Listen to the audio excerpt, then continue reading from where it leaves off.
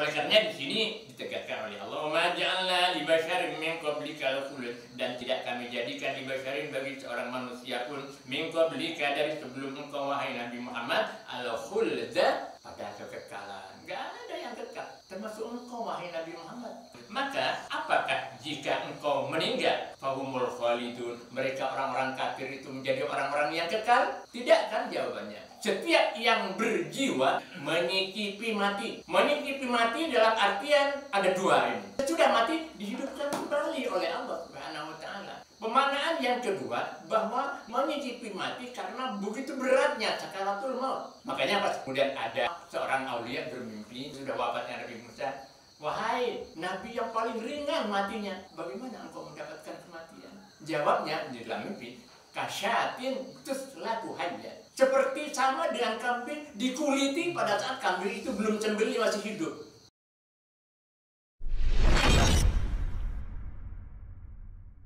Bismillahirrahmanirrahim. Assalamualaikum warahmatullahi wabarakatuh. Tartilah Quran Karim, kita buka halaman 446. Halaman 446 surah As-Saffat ayat 1.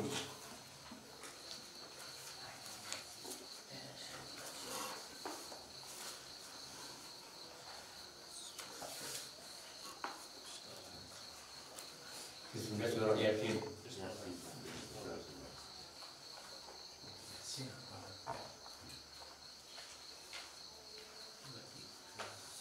A'udzubillahi minasyaitonir rajim.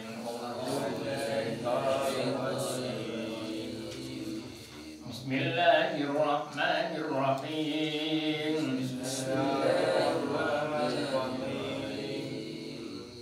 Was-saffati saffan faz-zajirati zajran fattaliyati dzikra.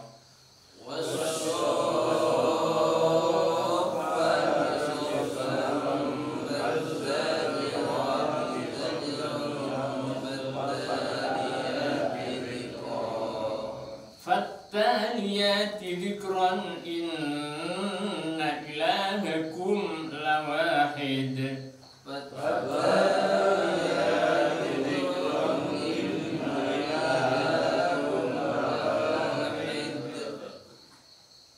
Kalau cara bacanya mungkin Bapak-bapak sudah paham, tapi ingin saya selipkan ilmunya. Seperti kemarin saya jelaskan tentang mad lazim ilmi musaqqal.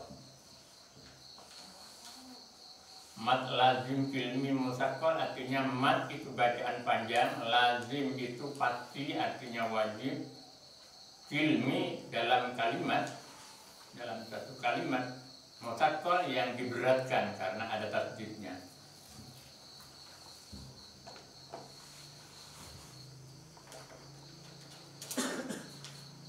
Kemarin juga sudah saya jelaskan dan sampaikan bahwa huruf mat itu ada 3. Huruf yang mengakibatkan bacaan itu harus dibaca panjang ada 3, yaitu waw, kemudian alif, ya. Apabila 3 huruf ini padu dengan pasangannya, maka bacaan itu dibaca panjang. Padu itu artinya kalau waw sebelumnya ada harakat dhamma. Ini padu namanya. Kalau dhamma sama waw memang pasangannya.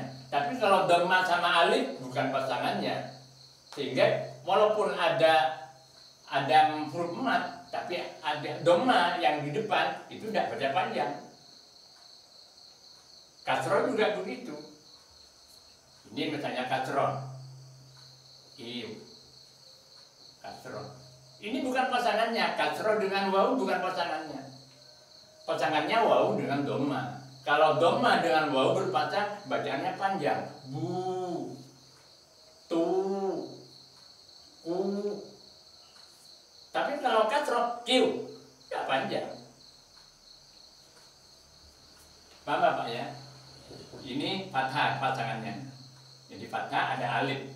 Kemudian yang ini kasroh pasangannya. Apabila pasangan-pasangan ini sesuai dengan harokatnya, huruf-huruf ini, huruf 3, waw, alif dan iya, sesuai dengan pasangannya, waw dengan dhamma, alif dengan fathah, iya dengan kasroh, maka kalimat itu dibaca panjang. Nah, panjangnya kalimat karena ini sebabnya itu namanya mad tabi'i. Mad tabi'i. Bacaan panjang, mat artinya bacaan panjang, tabi'i artinya memang wataknya seperti itu. Wataknya seperti itu. Kalau dhamma mati kemudian sebelumnya ada harakat dhamma, kalau waw mati sebelumnya ada harakat dhamma, maka itu wataknya harus dibaca panjang. Begitu juga kalau ada alif mati sukun di depannya ada harakat fathah, maka wataknya harus dibaca panjang. Atau ba. Begitu juga ya, kalau ini mati, kemudian sebelumnya ada harakat kasroh, maka wataknya dibaca panjang.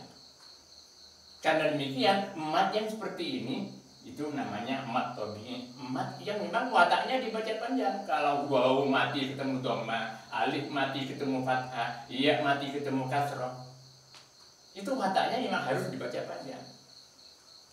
Oleh karenanya mat tabi'i ini ada yang mengatakan mat asli. Karena ini aslinya mat bacaan panjang.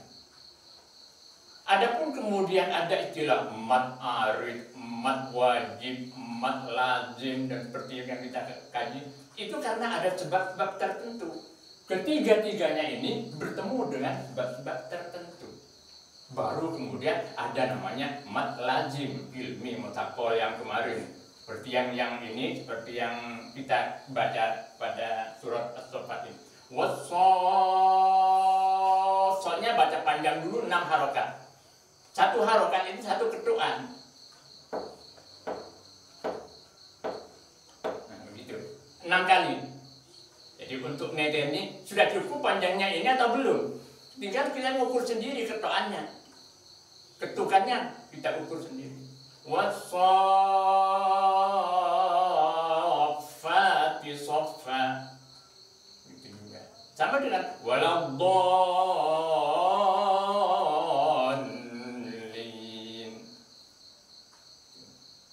Paham Bapak ya?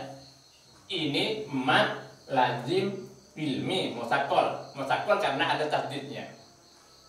Tapi ada mat lazim ilmi mukhaffaf namanya. Tadi kan mat, ya biar sekaligus kita bacanya bagus, tepat, kita sedikit tahu ilmunya. Mat lazim ilmi mukhaffaf. Mukhaffaf. Tadi kan mutakol. Mukhaffaf ini ringan, tidak menghadapi tasdid. Jadi bacaan mat lazim tapi tidak menghadapi tasdid. Sesudah mat itu tidak ada tasdid. Ini contohnya cuma 2 di dalam Al-Quran. Yang mukhaffaf ini hanya 2. Ada di surah Yunus ayat berapa ya? 51 atau 59? Coba lihat Pak Guru.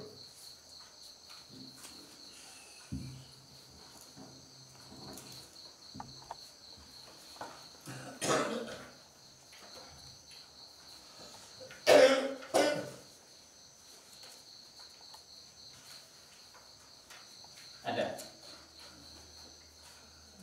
Bacanya begini. Al-ana.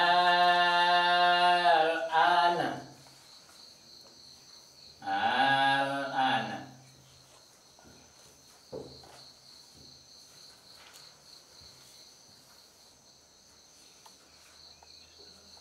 Sampai 19. Coba lihat di 19 juga. Lupa saya. Surah Yunus.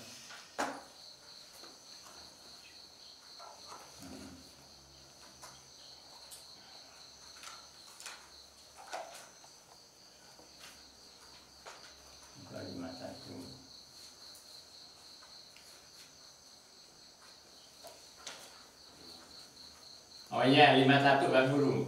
Atumma idza ma waqa'a amantum bi al-ana wa qad kuntum bi tasta'jilun.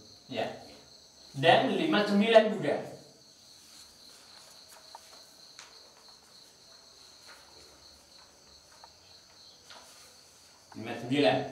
Qul Allahu adzina lakum.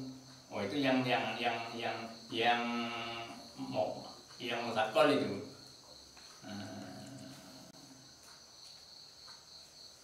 Ada dua.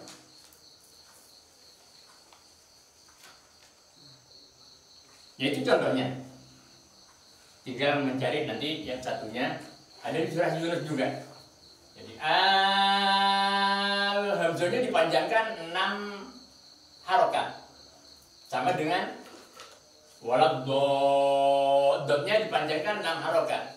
Cuma bedanya kalau yang walad dolin seperti wasofati itu mad lazim ilmi mutakol namanya karena menghadapi tasdid. Tapi kalau yang ini tidak ada tasdidnya. Cuma hamzahnya dibaca 6 harokat.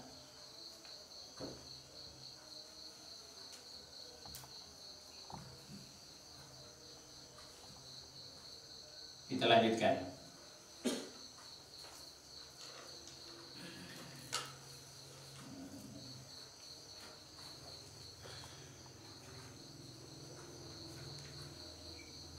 Rabbus samawati wal ardi wa ma bainahuma wa rabbul masyariq. Rabbus samawati wal ardi wa ma bainahuma wa rabbul masyariq. Inna zayyana as-samaa ad-dunya bizinatinil kawakibi wa hifdha.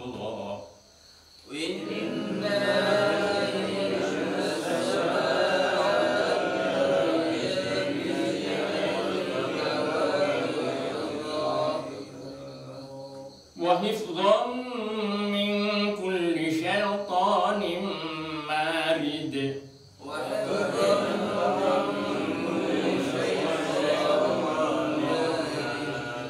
لا يسمعون إلى الملأ الأعلى ويقذفون من كل جانب دورا ولهم عذاب واصب.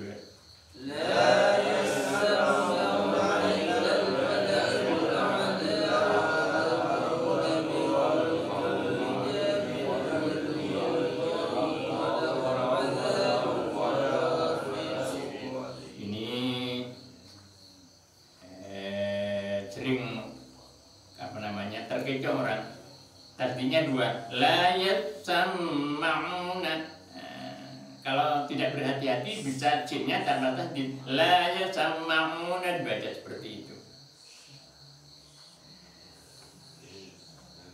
Illa man khatifal khatfata fa'atba'ahu shihabun thaqib. Illa man khatifal khatfata fastaftihim ahum ashaddu khalqan amman khalaqna.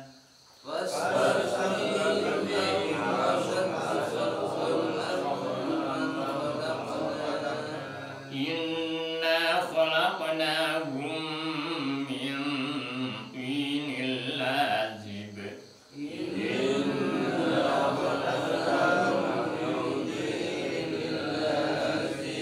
بل عجبت ويسخرون وإذا ذكروا لا يذكرون وإذا رأوا آية يستسخرون وقالوا إن هذا إلا سحر مبين.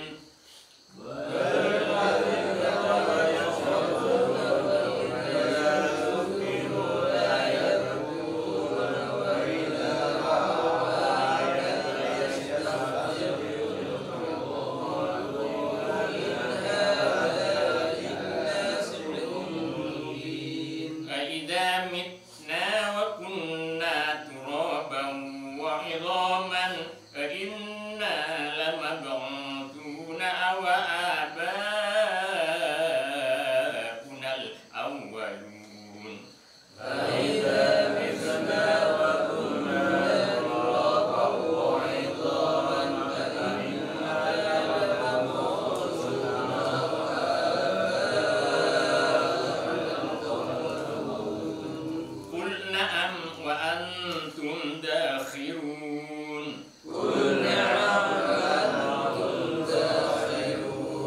فإنما هي زجرة واحدة فإذا هم ينظرون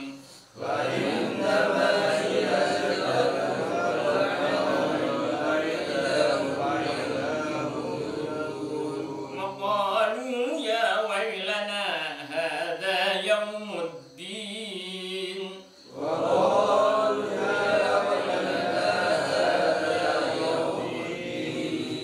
هذا يوم الفصل الذي كنتم به تكذبون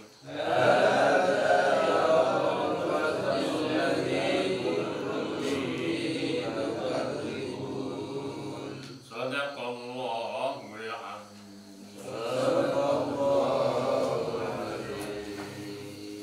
Tafsir Al-Quran Al-Karim, kita buka halaman 324. Halaman 324 melanjutkan surah Al-Anbiya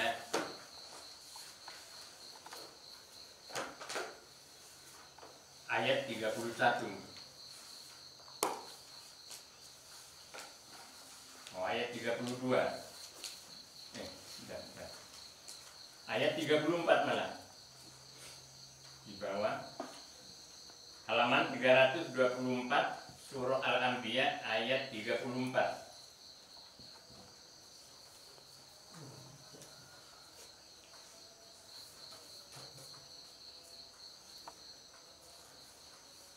Semua. A'udzu billahi minasyaitonir rajim. Bismillahirrahmanirrahim. Alhamdulillahirabbil alamin. Wassalatu wassalamu ala asyrofil mursalin sayyidina Muhammad wa ala alihi wa sahbihi ajma'in, amma ba'du. Fa inna asdaqal hadithi kitabullah wa khairul hadi hadi Muhammadin sallallahu alaihi wasallam wa syarrul umuri muhdatsatuha wa kullu muhdatsatin bid'ah wa kullu bid'atin dhalalah wa kullu dhalalatin finnar. A'udzu billahi minasyaitonir rajim. وما جعلنا لبشر من قبلك الخلد أفإن مت فهم الخالدون كل نفس ذائقة الموت ونبلوكم بالشر والخير فتنة وإلينا ترجعون. Sadaqallahul azim. Wa ma ja'alna dan tidak kami jadikan. Wa ma ja'alna dan tidak kami jadikan, kata Allah, libasyarin bagi seorang manusia pun. Wa ma ja'alna dan tidak kami jadikan, kata Allah, libasyarin kepada seorang manusia pun. Jadi yang ditekankan di sini fisiknya, fisikalnya. Manusia itu di dalam bahasa Arab, dalam bahasa Al-Quran itu ada dua. Ada basyarun, ada insanun. Kalau insanun yang ditekankan adalah kepada psikisnya, kejiwaannya. Tapi kalau basyar yang ditekankan pada jasadnya, pada fisiknya, luarannya. Wa ma ja'alna dan tidak kami jadikan, kata Allah, libasyarin kepada seorang manusia pun, min qablika dari sebelum kamu, wahai Nabi Muhammad, kata Allah, al-khulda kepada kekekalan.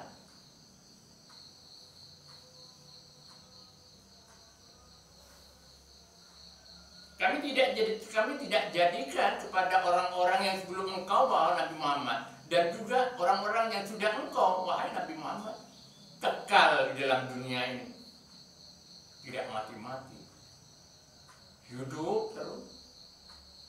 Itu tidak kami jadikan. Memang sudah menjadi ketetapanku, kata Allah, untuk membuat seperti itu. Semua yang bernyawa, semua yang hidup akan mati. Tidak ada yang kekal, termasuk engkau, wahai Nabi Muhammad.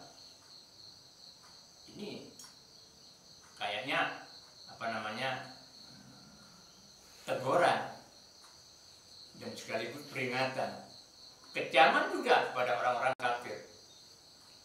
Karena sebab turunnya ayat ini, sababun nuzul, sebab turunnya ayat ini, orang-orang kafir itu bilang, Muhammad itu sebentar lagi sudah mati. Kurang ajar banget memang orang-orang kafir. Jadi mereka memang mengharapkan Nabi itu segera wafat. Dan itu wajar, dari satu sisi wajar. Karena mereka tidak senang sama Nabi.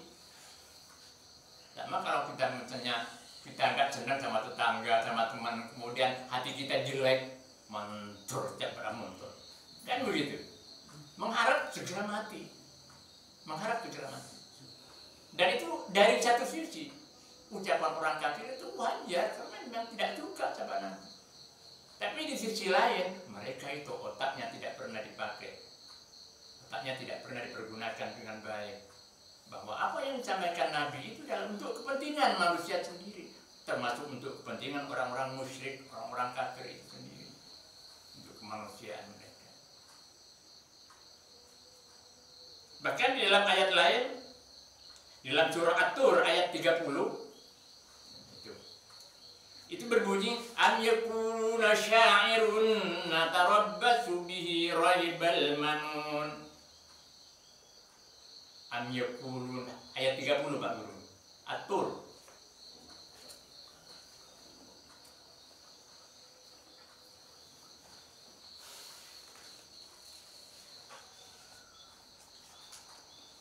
Ayat 30 At-Tur ya ada. Coba baca.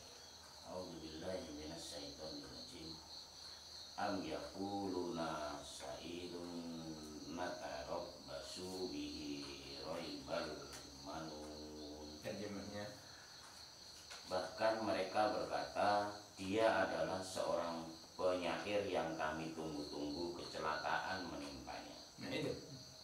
Ini memang sangat betul memang. Jadi mengharap Nabi itu ada dikena raibal manun, itu bencana masa. Bencana masa itu bisa berupa kematian. Kematian dalam bentuk kematian yang wajar karena sakit misalnya, atau kematian karena tertebas pedang ketika peperangan, atau kematian karena kecelakaan. Itu memang jelek banget harapan orang-orang kafir. Am yaquluna sya'irun natarabbasu bihi raibal manun. Itu dalam surat. Karena sebelumnya mereka mengatakan Nabi itu tukang tenung, Nabi itu tukang penyair seperti yang di sini. Pembohong. Hah? Pembohong. Pembohong. Ya pokoknya segala ucapan-ucapan jelek itu dilontarkan kepada Nabi. Dilontarkan kepada Nabi. Dari Nabi Muhammad itu mati. Kurang ajar ini. Oleh karenanya di sini diingatkan oleh Allah, kulluna wa ma ja'alna li basyarin min qablikal khuld. Muhammad, kata Nabi, kami tidak menjadikan untuk seorang manusia pun sebelum kamu dan juga sesudah kamu al-khulda, kekekalan. Ayat ini ada dua konteks. Konteks yang pertama adalah kecaman terhadap orang-orang kafir, orang-orang musyrik Mekah khususnya, yang selalu mengharapkan Nabi itu segera wafat. Nah, kemudian yang kedua konteksnya adalah peringatan terhadap kaum muslimin pada waktu itu, termasuk juga kaum muslimin yang sekarang, bahwa Nabi pun pada satu saat akan wafat. Dan ternyata wafat. Tapi walaupun begitu, di antara para sahabat-sahabat Nabi itu ada saja yang tidak percaya, tidak langsung menerima begitu saja ketika Nabi itu wafat. Sampai-sampai Khalifah Umar bin Khattab itu, mangqala inna Muhammadan qad mata, romaitu unuqahu bisayfi. Siapa yang membawa kabar bahwa Muhammad itu telah wafat, telah meninggal, akan saya tebas lehernya dengan pedangku ini. Sayyidina Umar memang keras ya.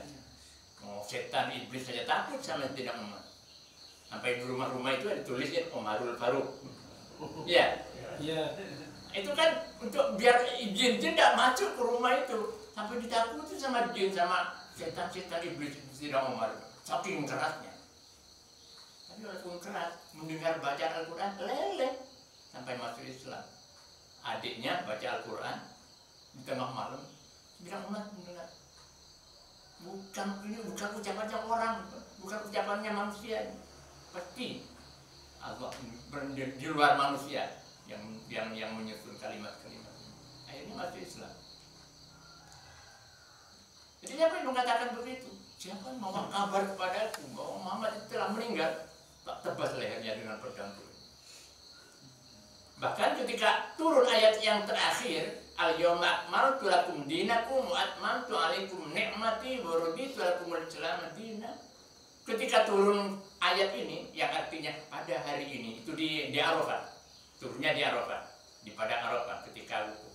Siapa al-yawma pada hari ini akmaltu lakum dinakum, kami sempurnakan agama kalian. Wa atmamtu alaikum nikmati, dan kami sempurnakan nikmatku. Antara lain nikmat itu masuk ke Mekah, penaklukan Mekah tanpa ada perlawanan, tanpa ada peperangan. Tahun yang ke-8 Hijriah. Jadi Nabi bersama para sahabatnya masuk ke Mekah dan menaklukkan Mekah. Bisa kembali lagi ke Mekah secara normal tanpa ada perlawanan dari orang-orang musyrik Mekah. Padahal waktu itu masih ada Abu Sufyan, tokoh-tokohnya masih ada. Tanpa perlawanan. Waraditu lakumul Islam dinan, dan aku relakan Islam sebagai agama kalian. Ketika turun ayat ini, para sahabat senang. Para sahabat yang lain senang. Alhamdulillah senang. Karena berarti Islam sudah sempurna, agama sudah sempurna. Tapi tidak Umar sendirian menangis. Nangis, terseduh-seduh. Rasulullah kemudian memperhatikan ekspresi Khalifah Umar ini. Sekarang bertanya, "Ma yudhika ya Umar? Apa sebabnya kamu bisa menangis?" Apa jawabnya tidak Umar? Ida tamal amru nakosol badanat. Ida tamal amru badanat.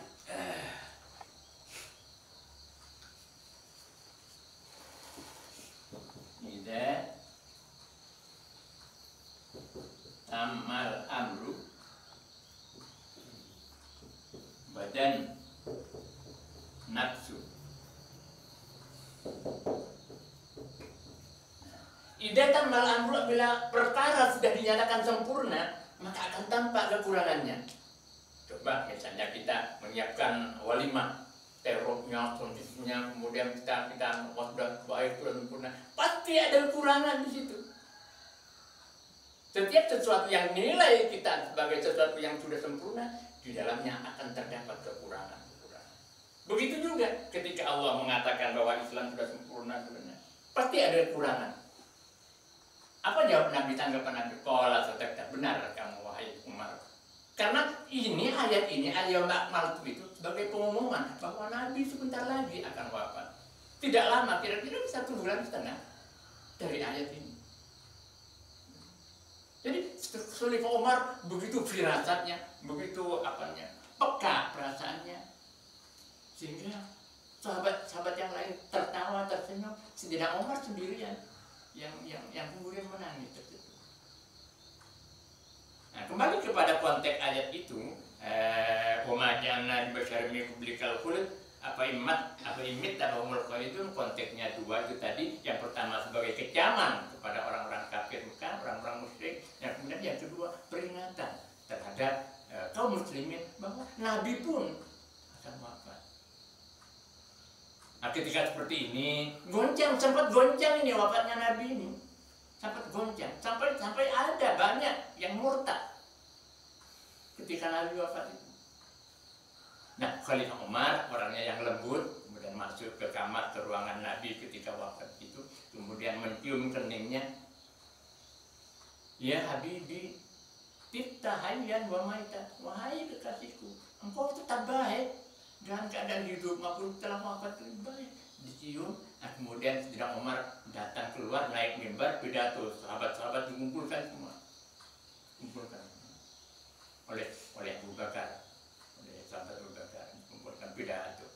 Wa ma Muhammadun, mengutip ayat Allah, ayat firman Allah, wa ma Muhammadun illa rasulun qad khalat min qablihi rusul. Telah lalu nabi-nabi dan rasul-rasul sebelum. Kalau kemudian Muhammad itu wafat, apa imatta inqalabtum ala kamu kemudian akan berbalik pantat, akan murtad? Dan ternyata memang banyak yang murtad. Dan tugas pertama Khalifah Abu Bakar ketika dipilih menjadi Khalifah pertama melanjutkan Rasulullah SAW, pekerjaan yang pertama adalah melawan kaum murtadin. Masih melekat. Jahiliyahnya masih melekat bahwa Nabi itu nggak boleh mati, nah Rasul itu nggak boleh mati, bahkan mengharapkan malaikat itu yang harus jadi Rasul. Jadi ketika Nabi Muhammad SAW itu wafat, goncang keadaan. Nah ini oleh karena di sini ditegaskan oleh Allah, "Ma ja'alna li basyarin min qablikal khuld," dan tidak kami jadikan li basyarin bagi seorang manusia pun min qablika dari sebelum engkau wahai Nabi Muhammad al khulda pada kekekalan. Enggak ada yang kekal. Termasuk engkau wahai Nabi Muhammad, kata Allah. Tidak akan kekal. Apa imitta fahumul khalidun. Maka apakah jika engkau meninggal, fahumul khalidun, mereka orang-orang kafir itu menjadi orang-orang yang kekal? Ini pertanyaan dari Allah. Tidak kan jawabannya? Tidak. Mereka mati. Abu Jahalnya mati, Abu Lahabnya mati, Abu Sufyannya juga mati. Tidak sempat masuk Islam. Dan termasuk Nabi Muhammad juga wafat. Ya walhasil, pada ayat berikutnya, kullu nafsin dha'iqatul maut. Setiap yang berjiwa,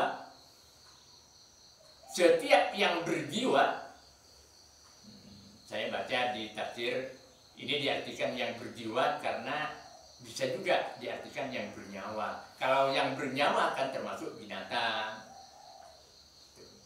Tapi kalau yang berjiwa kan hanya manusia yang berjiwa, ya kan? Begitu betul. Nyawa dengan jiwa kan lain. Kalau nyawa, roh yang napas ini kan nyawa. Kalau ini jiwa termasuk roh, termasuk nyawa.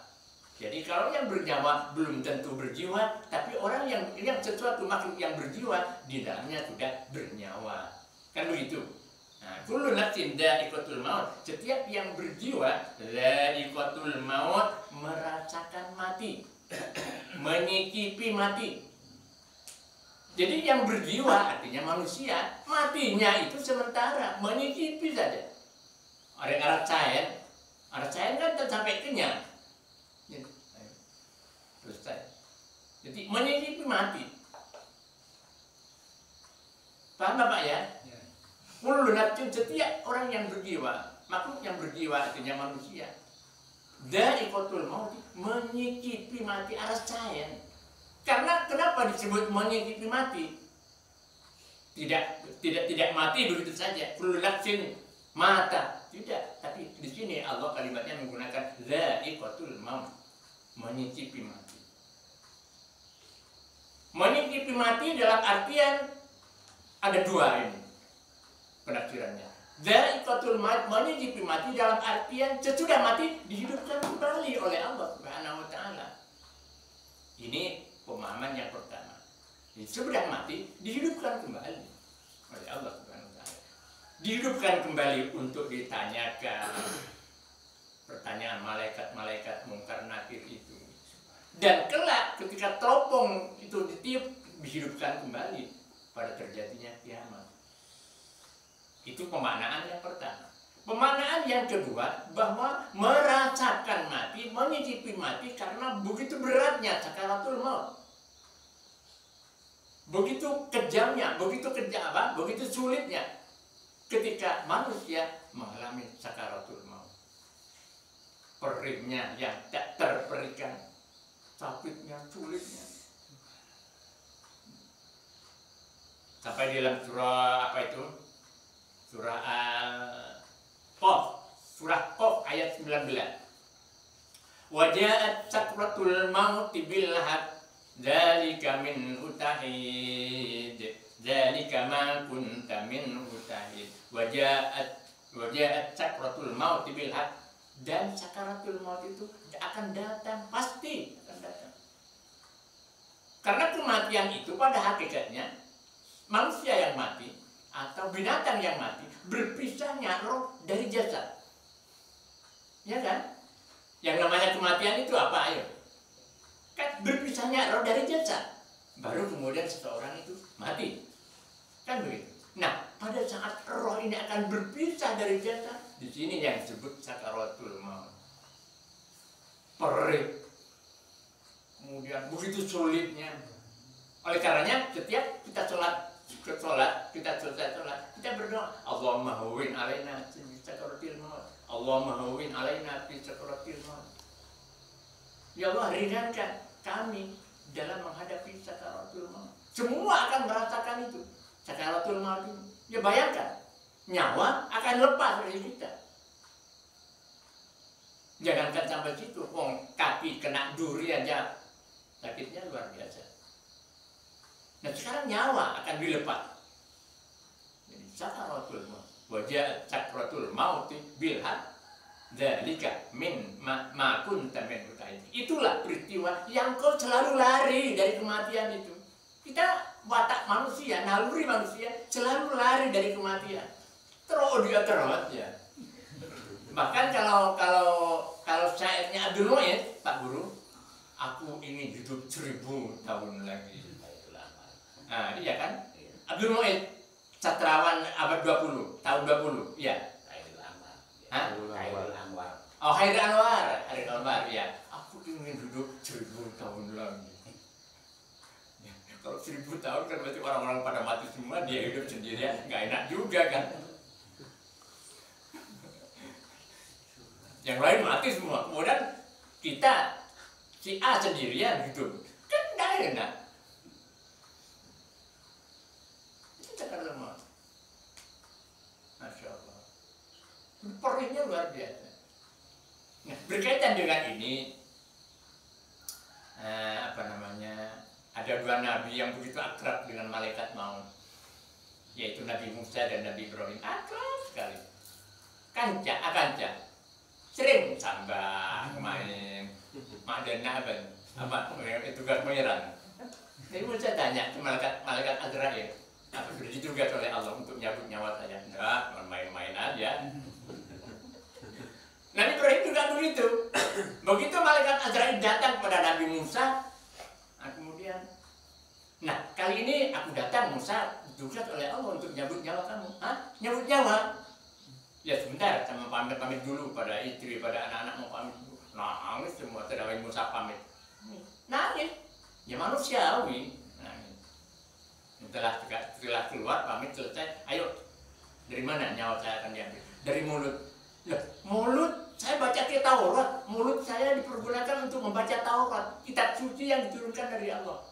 Masa ini tidak dihiraukan, tidak dihargai mulut saya? Ya sudah, tak ambil dari kaki kamu. Nah, kaki saya dipergunakan untuk jalan ke Gunung Tur untuk menerima penyerahan kitab Taurat. Akhirnya bingung malaikat. Akhirnya malaikat Azrail ngambil jeruk yang harum enak. Ini dihirup, silat. Gampang sekali. Sakaratul mautnya. Jadi hirup, jeruk sebagus di Australia. Dihirup, hilang. Makanya pas kemudian ada mimpi ada seorang aulia bermimpi, sesudah itu sudah wafatnya Nabi Musa, bermimpi di dalam kuburannya, kemudian ditanyakan oleh seorang Nabi Musa, ya ahwanal anbiya imauta, wahai nabi yang paling ringan matinya, karena sakaratul mautnya hanya lewat jeruk yang harum itu, dihirup hilang. Ya ahwanal anbiya imauta, wahai nabi yang paling ringan matinya. Kayak bahwa jatal mauta, bagaimana engkau mendapatkan kematian? Jawabnya di dalam mimpi, jawabnya kasyatin tuslatu hayya. Seperti sama dengan kambing dikuliti pada saat kambing itu belum sembelih, masih hidup. Coba bagaimana? Jadi hilangnya nyawa ini dipersamakan dengan itu. Kambing tanpa disembelih, kemudian ekoletir. Bagaimana pun tanpa itu.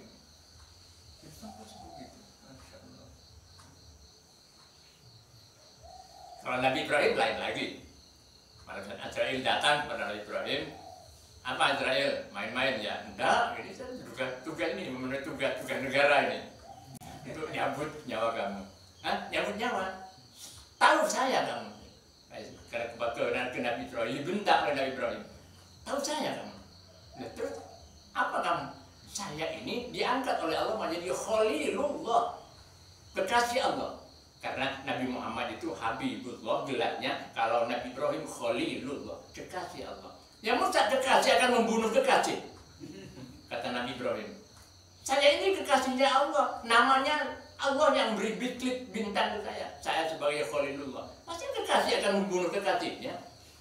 Bingung malaikat Azrail. Matur lagi ke Allah. Ya Allah, Nabi Ibrahim rewel ini.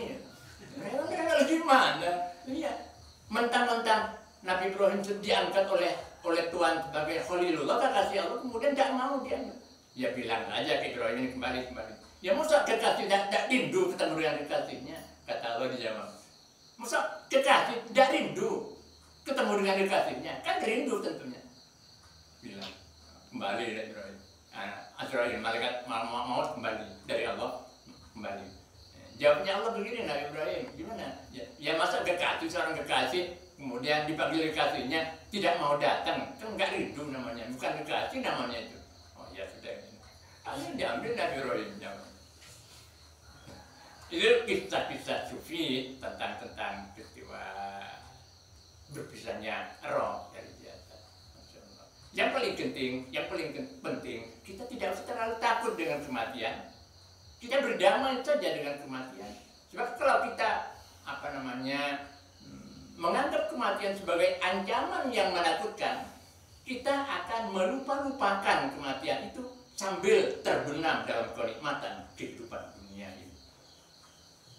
Yang benar bagaimana? Ya kita bersifat optimis bahwa Allah Maha Luas ampunannya.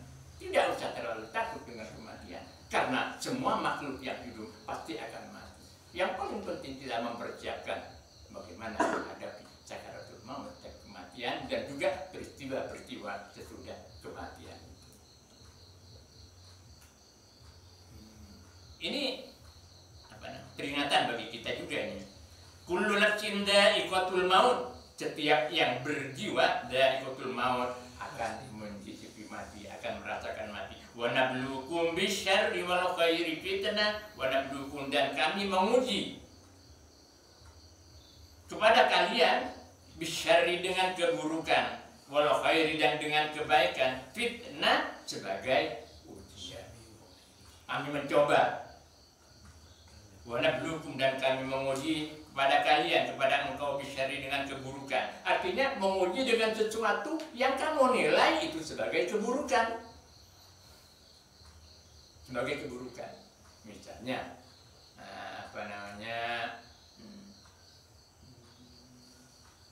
syaratnya rezeki. Nah kita nilai itu sebagai keburukan bagi kita.